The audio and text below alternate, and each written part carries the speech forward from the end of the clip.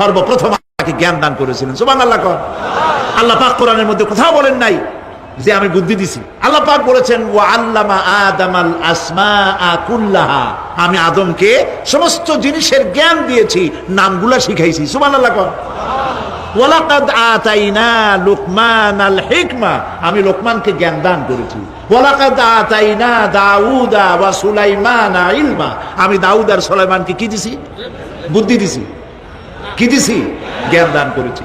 ইব্রাহিম আলাইহিস সালাম বলেছেন, হে আমার আব্বা, হে আমার পিতা, আমার কাছে এমন জ্ঞান এসছে যে জ্ঞান আপনার কাছে নাই। ফাত্তাবিউনি আহদিকা সিরাতান সাবিয়্যা, আপনি আমার অনুসরণ করেন, আমি আপনাকে সোজা রাস্তায় উঠাই দেব। সুবহানাল্লাহ।